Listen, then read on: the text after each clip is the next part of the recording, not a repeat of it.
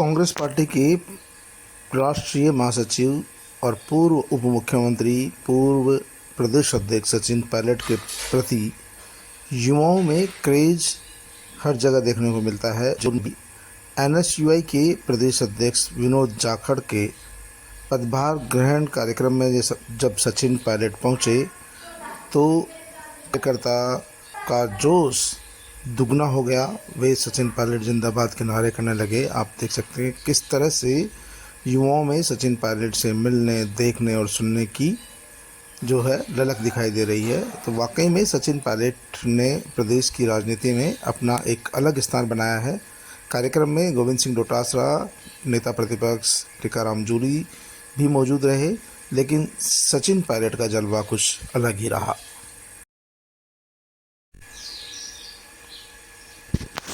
Pilot ने इस दौरान पेपर लीक प्रकरण पर भी जमकर प्रहार किया। इसके साथ ही उन्होंने युवाओं से कहा कि आप पार्टी की विचारधारा से जुड़िए, विचारधारा को मजबूत रखिए, आने वाला समय युवाओं का है। उन्होंने कहा कि भारतीय जनता पार्टी के जो 400 पार का नारा था, उस घमंड को देश की जनता ने तोड़ दिया है। तो इससे जाहिर बात है कि कांग्रेस पार्टी दुगनी संख्या पर पहुंची है। वहीं भारतीय जनता पार्टी को 75 से 70 सीटों का नुकसान हुआ है। इससे साफ है कि देश की जनता बदलाव चाहती है।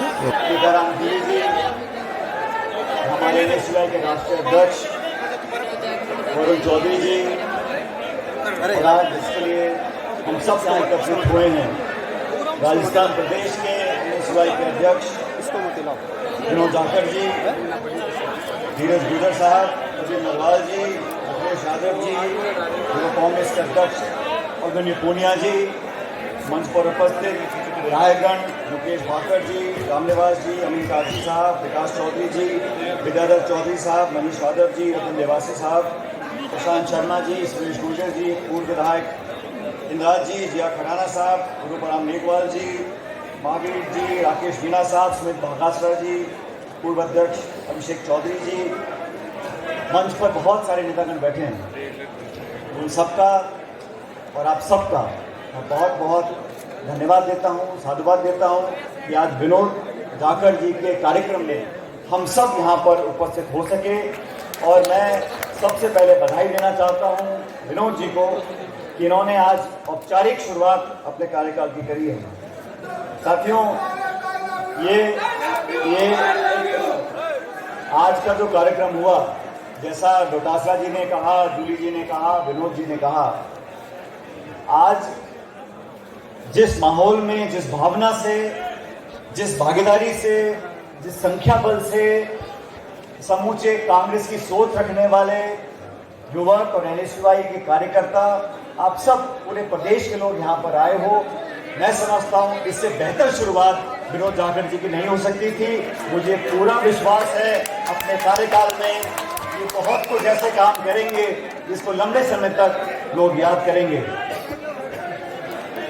दोस्तों, आज के इस मौके पर सभी साथियों ने बात रखी और सभी ने नौजवानों की भागीदारी, नौजवानों की राजनीति, छात्र राजनीति, विश्वविद्यालय की राजनीति और कैसे पिछले कुछ समय में हम सब लोग आगे बढ़े हैं। आज देश में हालात बदले हैं। आज दिल्ली में जरूर एक सरकार बनी है,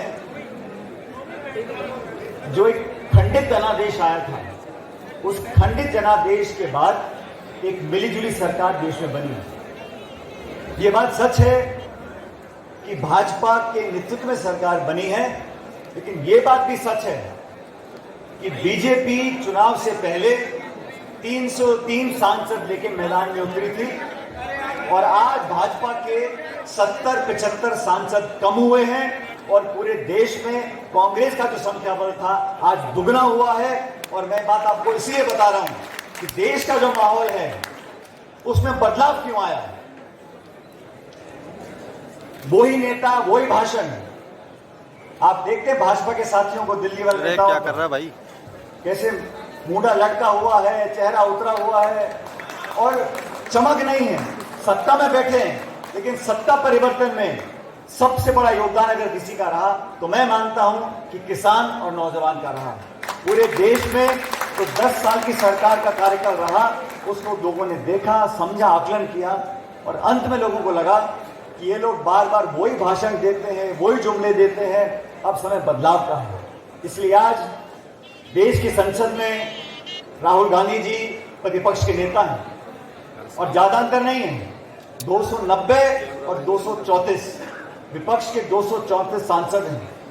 और जब लोकसभा की पहले दिन की कार्रवाई चालू हुई तभी से केंद्र की सरकार को पटकने का, उनसे सवाल पूछने का, और मुझे खुशी इस बात की है कि अब जब देश में ये नीट का मुद्दा ज्वलंत मुद्दा बन चुका, नौजवानों के भविष्य से जो जानबूझ के खिलवाड़ कर रहे हैं, उसका बीड़ा राहुल गांधी जी ने लोकसभा में उठाया है। आप सब यहां नौजवान साथी बैठे हैं और हम सब जानते हैं इस देश में परीक्षा पास कर नौकरी पाना बड़ा कठिन, जटिल, मेहनत कश, तपस्या, त्याग